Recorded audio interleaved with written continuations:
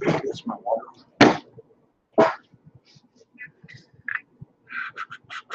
Through yours.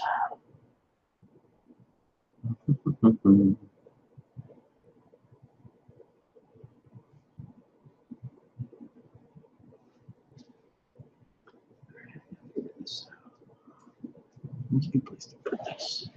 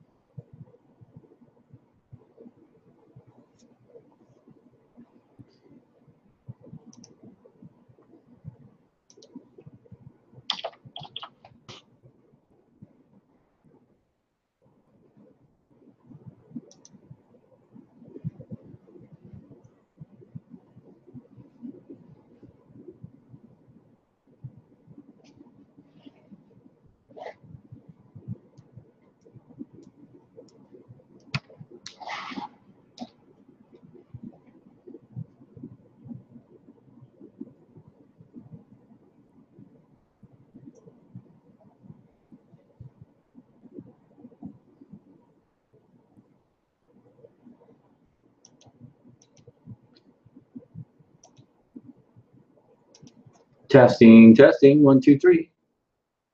No viewers yet. Jim Snaringer vlog. Hey Alfredo, how you doing? Good, yourself? Not bad. I just started talking to myself. I've been on here for a bit. Oh man, this week is a little bit more complex. Yeah. I sent an invite to, I think his name is Jaron, Mm-hmm. but I haven't seen him yet. Oh, that's not good. Yeah, he texted earlier. Or something. Something happened on my phone. Yeah, I saw that. I think he sent the group message to us. Yeah, but I'm not sure what format it was. I think it was through Hangouts. All right. Well, hopefully he jumps on.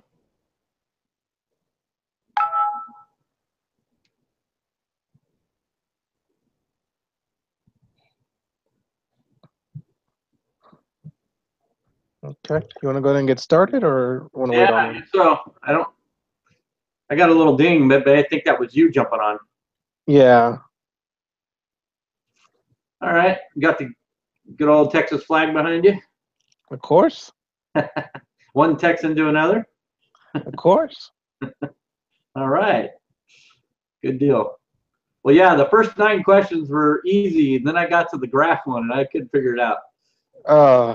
Trust me, I'm still trying to figure those out. And thanks for the heads up last week. So I usually do this. I usually do this hangout.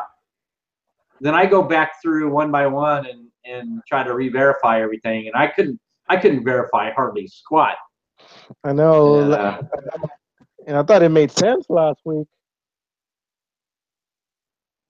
Yeah, I got so confused on what shifts it right, what shifts it left, and I don't know. I kind of got a little upset with a couple of questions because they would say, okay, you know, the price of the car will decrease or increase, but then there'll be a whole bunch of people that'll sell their cars, you know, or something like that. And I was like, how do you know that? You know, it just like added a whole bunch of stuff. Yeah, So, it bugged me there also. Oh well. All right. I think we can zip through these first 9 real easy Okay. because they seem. Don't take my word for it, but they seem easier. Hey, is that Jaron? Yeah, it's me. Hello. Hey, how you doing? In your car?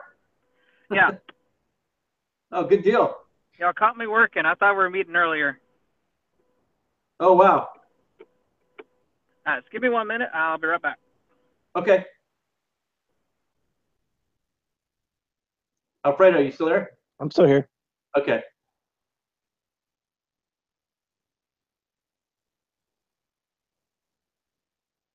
Yeah, these graphs just threw me for a loop. How do you figure out the values?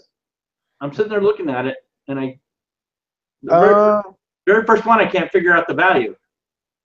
I mean, I ended up having to go to YouTube to look this up, and the way it was explaining it to me was starting to make a little bit more sense.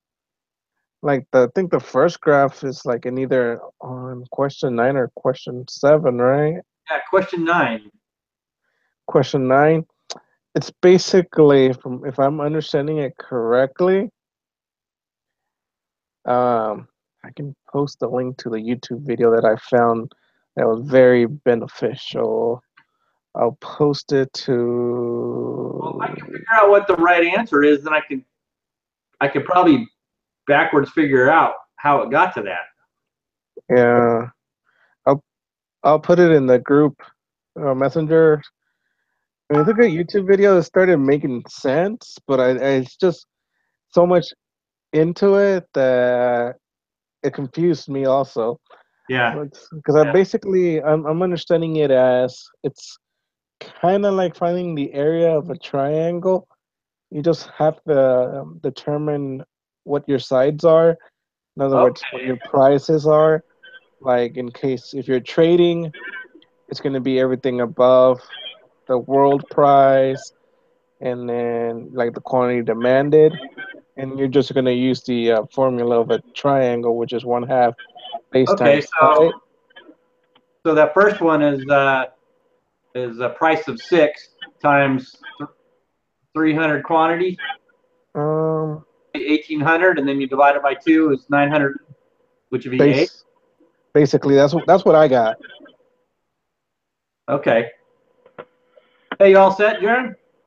Well, almost trying to stable my phone.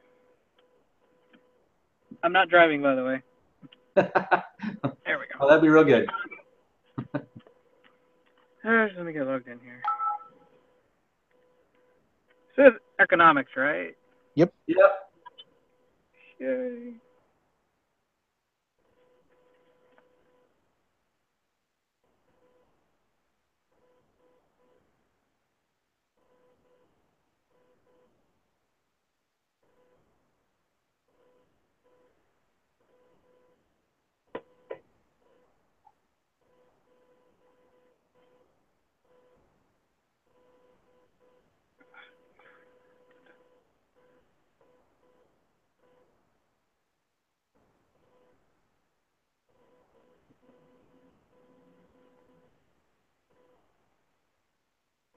Oh, y'all can keep going. What's that? Y'all can keep going. Okay, well, we'll just start with number 1 on the group quiz. Okay. And this first few are kind of easy. Seem easy. Just be careful. So assume for Guatemala that the domestic price of coffee without international trade is higher than the world price of coffee. This suggests that I put D. Other countries will have a comparative advantage because they're lower in price. And Guatemala will import coffee. That's what I got. Because why would they, buy higher priced coffee at home? I mean, that's why Starbucks exists. I know. Designer. If the domestic price is higher than. Yeah, the domestic price, the Guatemala price is higher than the world price. Okay, yeah. So they would import. Yeah.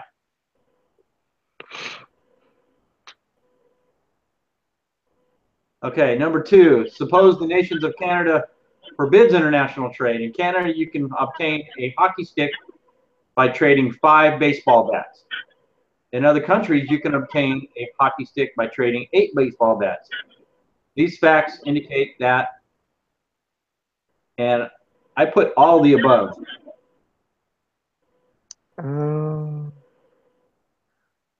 I was torn between D or B on that one. But then again, we don't know if. Well, it only takes if you instead of saying baseball bat, you say $5. Then Canada creates a hockey stick for $5.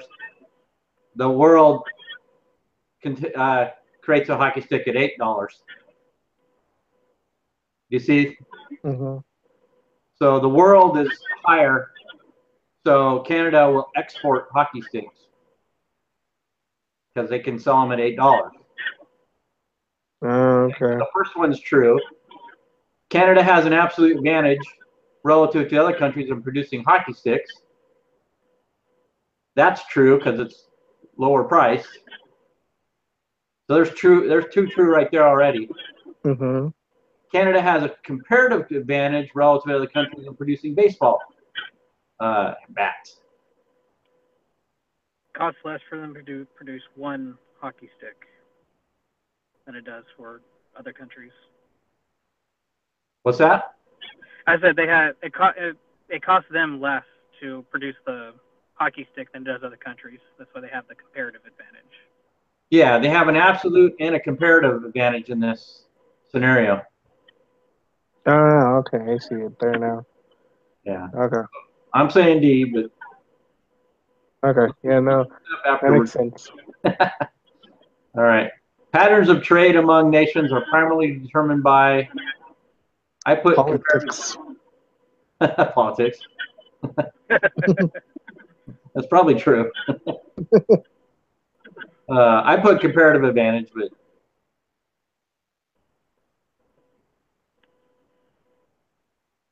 I think I read it. But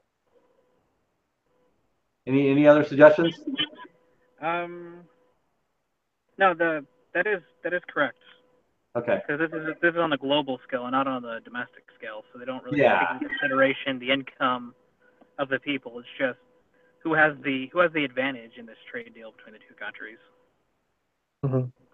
Yeah. Who has the advantage? And if you do, you or don't, it determines your trade. Yeah. All right. Number 4. After a country goes from disallowing trade in coffee with other countries to allowing trade in coffee with other countries,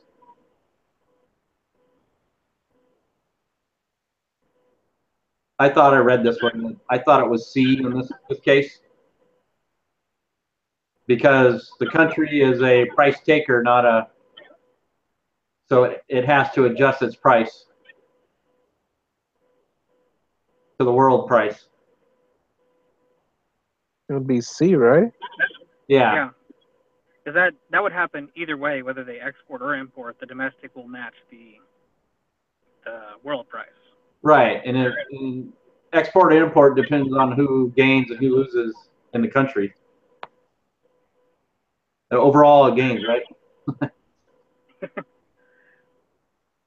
The right. whole point is for both countries to benefit. Yeah, exactly. All right. 9. Scenario 9-1. The before trade domestic price of peaches in the United States is $40 per bushel. The world price is $52 per bushel. The U.S. is a price taker in the market for peaches. So what would the U.S. become? An exporter. Yep.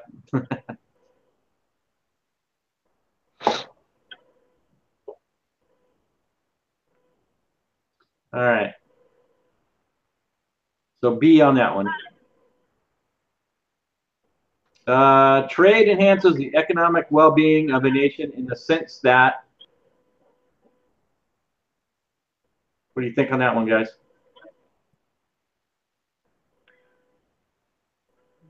So far, A. I can read this.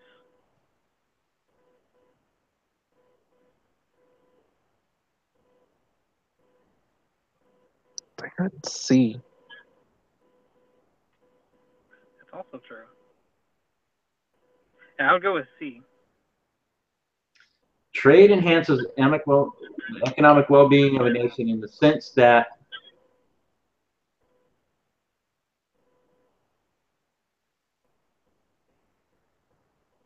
the gains with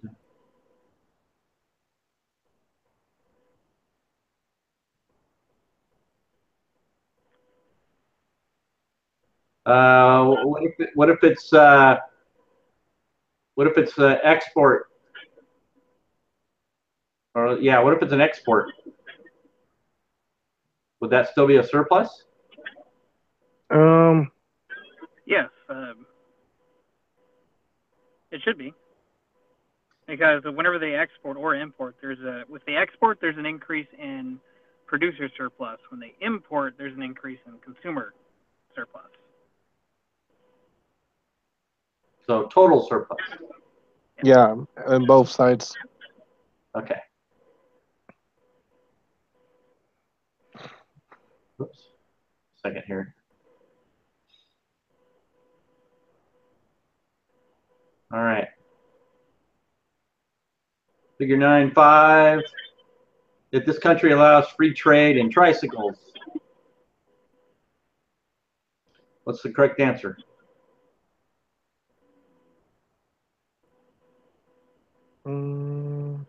I put A, but because the world price is lower than the equilibrium price. So the producers will lose. Consumers will gain, producers will lose. Yeah, that's what I thought. But I wonder if it's a trick question because overall, they say the whole country will gain, but here it says both consumers and producers will gain, so that's probably not true. Yeah, because so think about it in real world standards. If the U.S. imports more cars than it makes, then the manufacturers here will start to lose jobs because they will stop outputting as much as they used to. Right, but the consumers get to buy cars at cheaper prices. Correct. And consumers consume more. Yeah, and it benefits the country in a different way, but not directly. But not directly to the producers. Yeah, exactly. Okay. All right, number 8. When a country allows trade and becomes an exporter of a good, which of the following is not a consequence?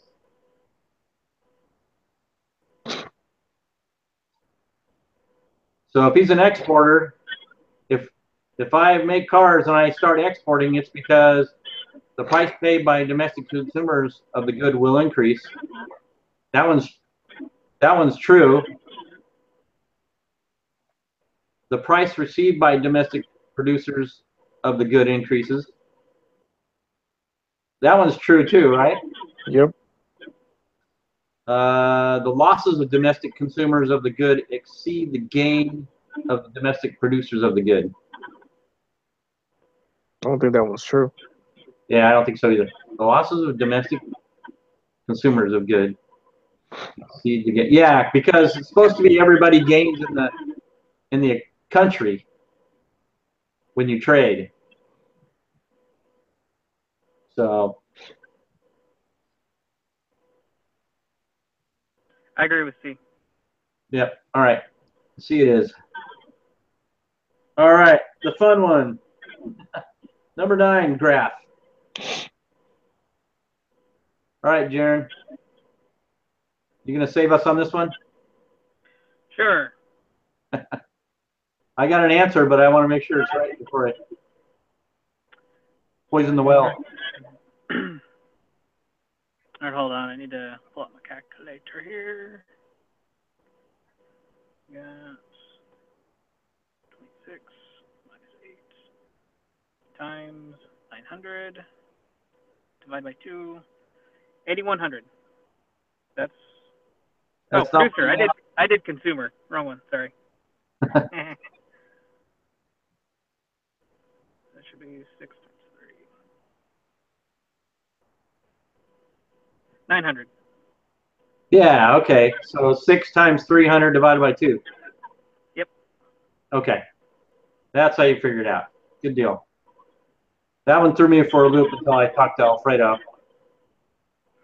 You just length times width and then divide by 2 because it's half a rectangle. Right, as long as it fits in the rectangle, yeah, or triangle. All right, so the next one is, without trade, consumer surplus is. So where's the surplus? Is that the 15 to 20? Oh no, that's the. Yeah, consumer surplus goes from 15 to 28, and then to 130. So take 28 minus 15, multiply that times 130, divided by 2, 845. All right. So with this one, it's above the equilibrium price up to like the most that they're willing to pay. So it's from 15 to 28. And what was I guess the height? That would be the quantity, which is 130, because we're going to the equilibrium price. Okay, that makes sense now. So 130 to 130 times that's 13.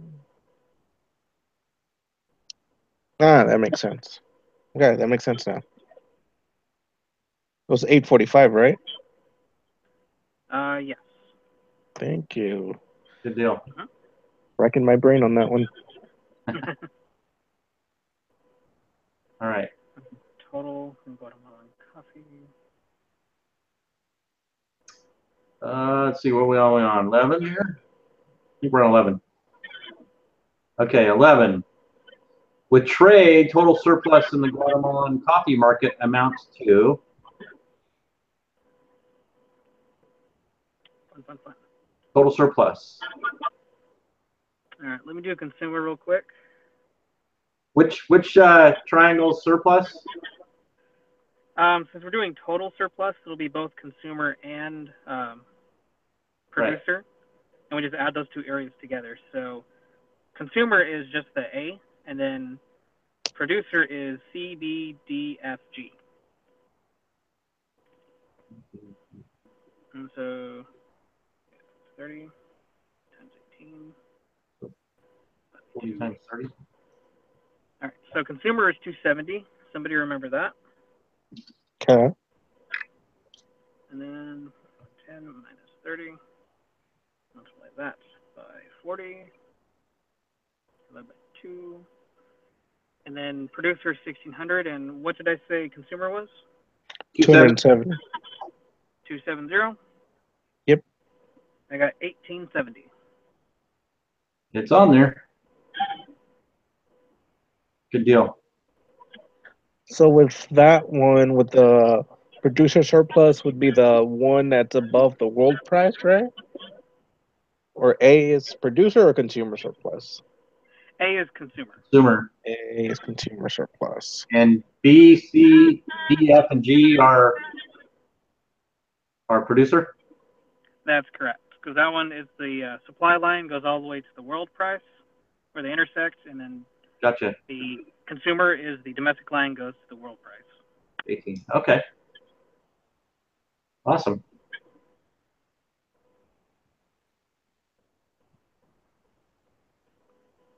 You said B, D, C, and F.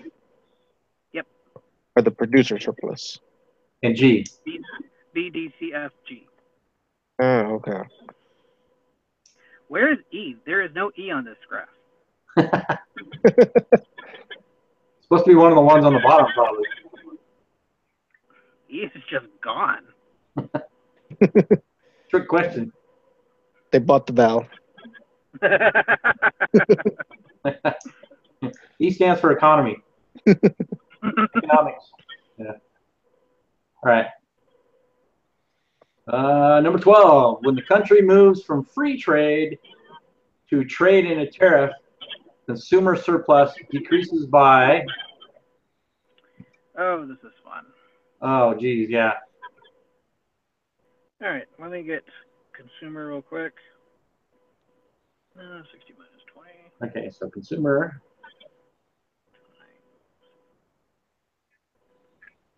80. 2. All right, remember this. The without tariff, the consumer surplus was 1,600.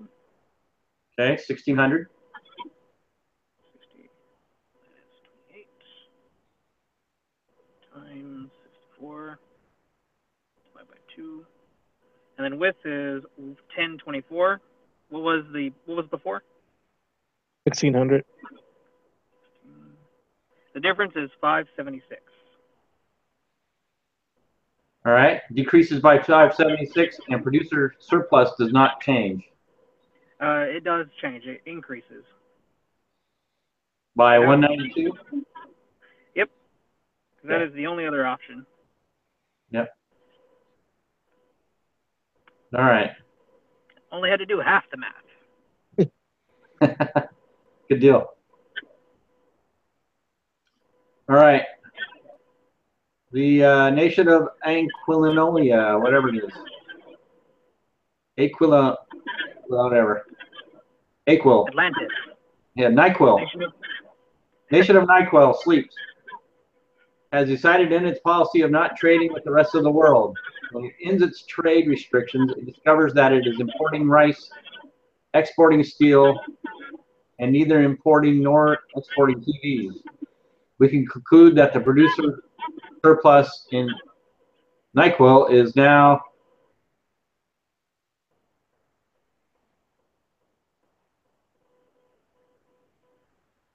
All right, producer surplus is higher in steel because they're exporting, should be lower in rice because they're exporting, and unchanged in TVs because they're not doing anything. so higher in steel, lower in rice, and unchanged in TV. Surplus, producer surplus. Yeah. So it's higher in steel because they're producing more steel because they're exporting it. Yep. Lower in rice because they're importing rice, and unchanged. Okay, so it looks like A.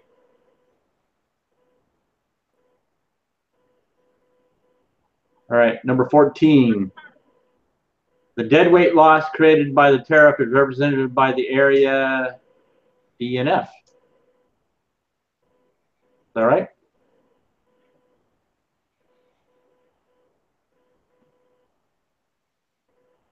Yep, DNF. All right. That's government for you. Dead weight. Yeah, look at all that. The money goes somewhere.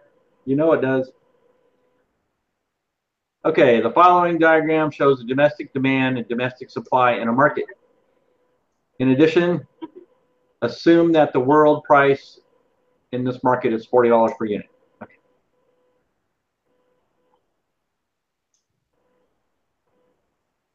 Okay. So the government imposes a tariff of $20 per unit. Relative to free trade outcome, the imposition of the tariff will do what? All right, $40, and then we'll be importing, and then there's a tariff of $20. So it's 40, so it's really low. But then it goes to 60 because of the tariff. Yeah. Okay. So that would, okay. Man, I hate it when they don't put you the lines on it for you. Yeah, so if you go to 700 decrease. 1,500.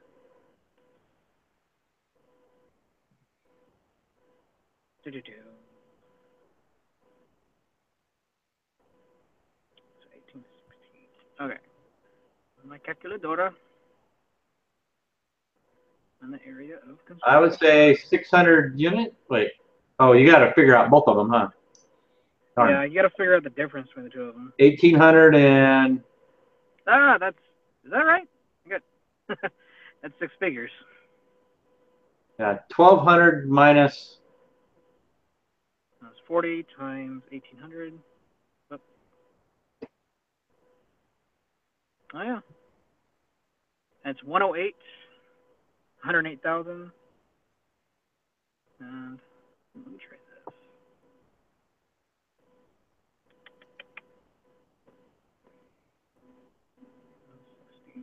I got 400 for some reason. 1,800 minus 600 is 1,200 times 16 minus 80,000. Oh, 900. There we go. 9 and 15 is 15 minus 9, 600. Oh my gosh, I did it all wrong. You don't have to find the.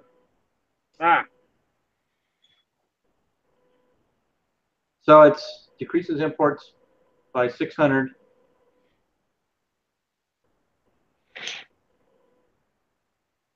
It goes to 15. So decreases imports by 300 and increases domestic by the same.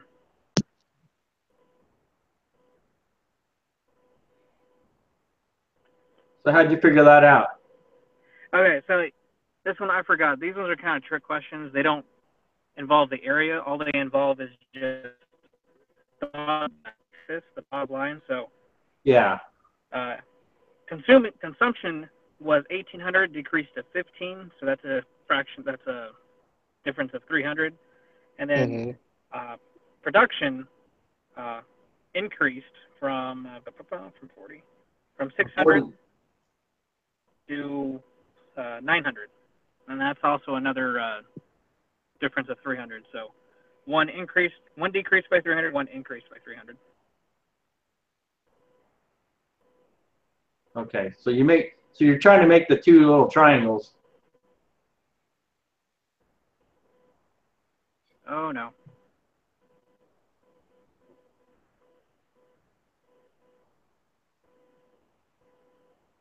Decrease imports. Well, the tariff will decrease imports. The tariff will decrease the imports, so consumption will decrease and production increases. But wouldn't it be between the supply and demand lines? Or is it the equilibrium line?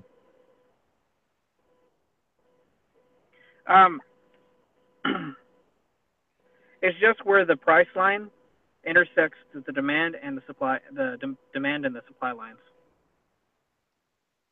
So from 40, and then it went up to 60. And then wherever those intersections are, you just decrease those values of the x-axis. Yeah.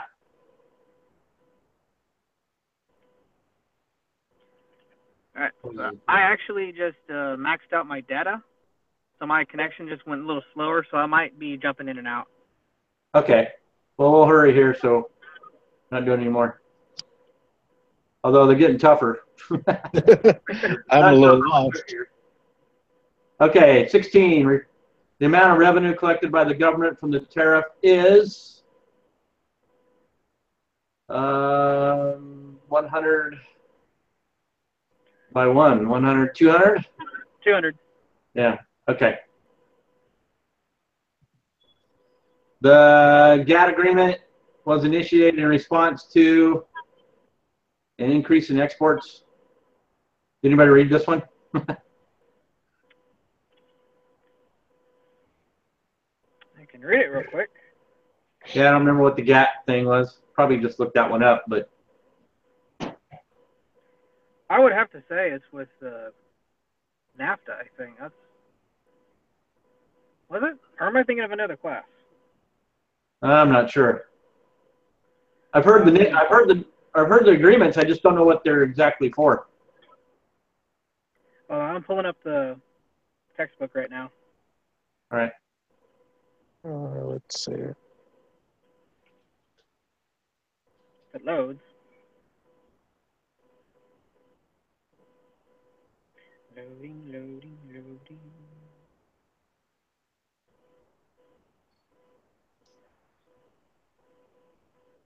Wikipedia. Legal. Yeah.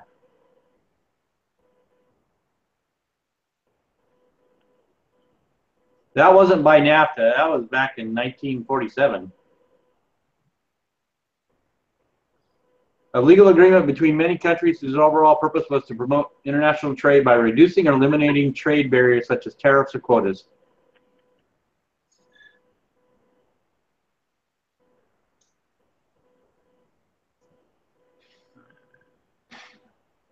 What was this thing called? GATT. Yeah. So I think it was D, high tariffs imposed during the Great Depression.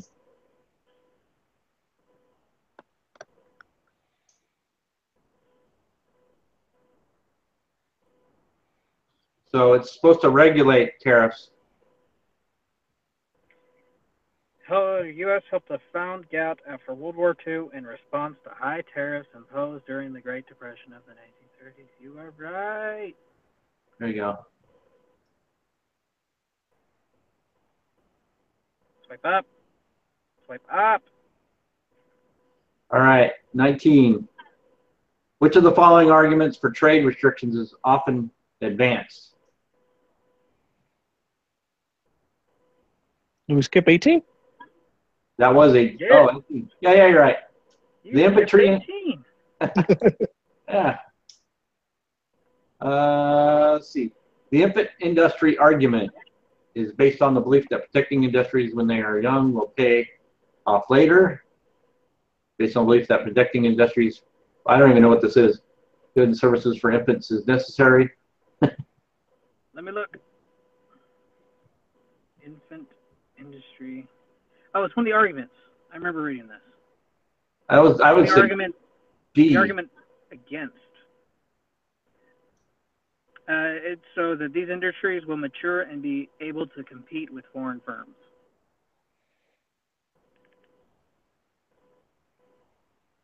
Anything that sounds like that? More like A, right? Yep. So basically, they can't compete, but they're hoping they do later. Yeah. Okay. Now 19. Which of the following arguments for trade restrictions is often advanced? Trade restrictions make all Americans better off. Trade restrictions increase economic efficiency. Trade restrictions are necessary for economic growth. Trade restrictions are sometimes necessary for national security.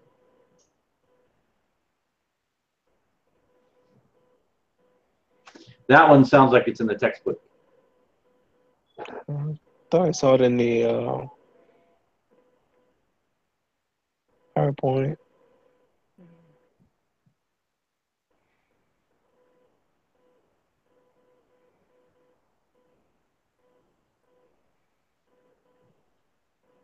I think it was the national security one.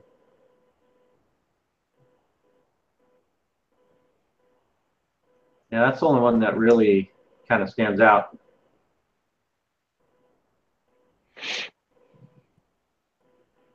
Although you could say A because it tries to save jobs here.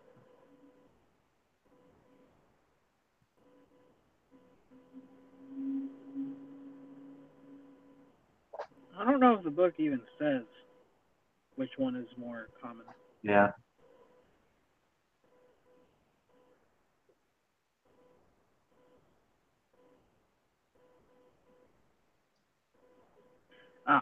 The unfair competition argument. Is that where it's at? But which The only one's thing it that? says that a common argument is the only thing that it says. Yeah.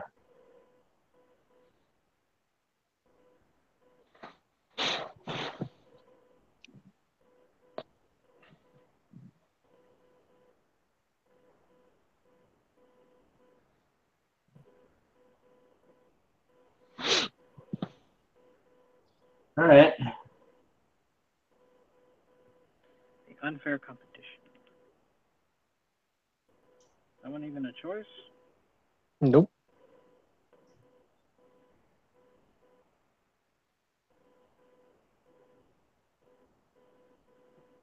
I'm leaning towards D. But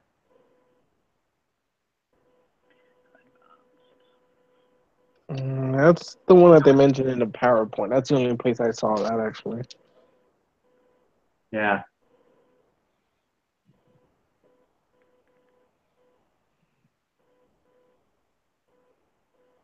I'm not sure what the national security part is. Is that, you know, we can't be totally dependent on for everything. So we have trade restrictions. So we're, you know, like food or something. Yeah. you know, something that would kill our country if somebody just said, we're stopped training with you. The industry is vital to national security. Blah, blah, blah, blah, blah.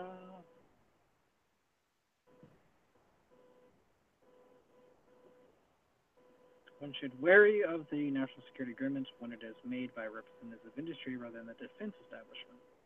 Companies have an incentive to exaggerate their role in national defense to obtain protection from foreign competition. A nation's generals may see things differently. Of course. Well, sometimes, you know, hey, we build all these, you know, hey, we're building all these weapons. We can't trade them off with everybody, even though we have a competitive advantage.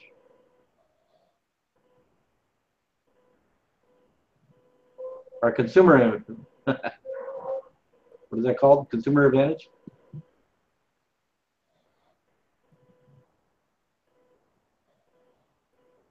So, yeah, the book is no help. It keeps saying, like, this is what it is, and here are its problems, and every single one of them has problems. Oh, yeah, yeah. I don't know. We'll have to look that one up after the video. All right, number 20.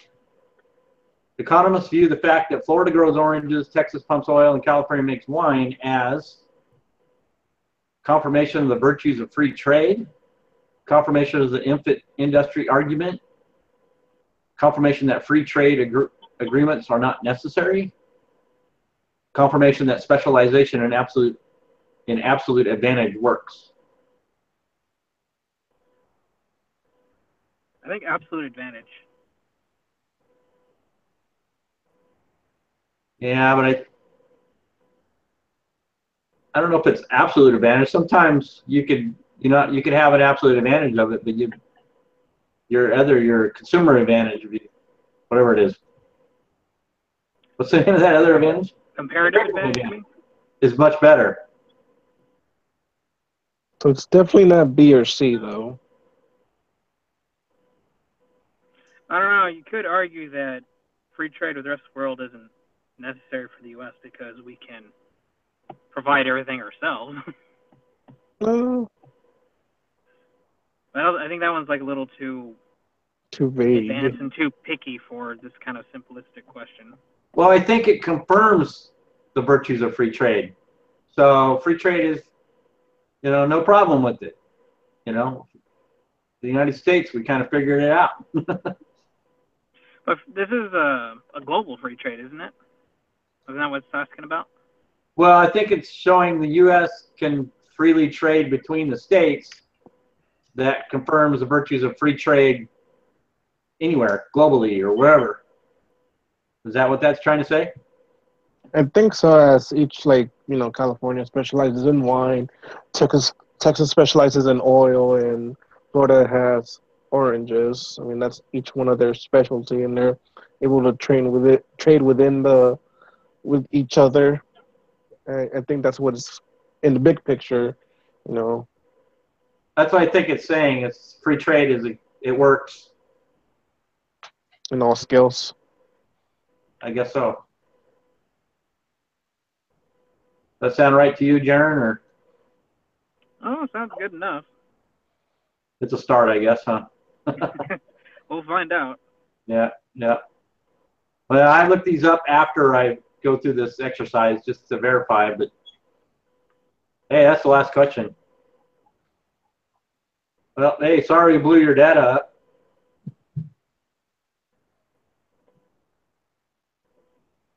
Did we drop you? I'm still here.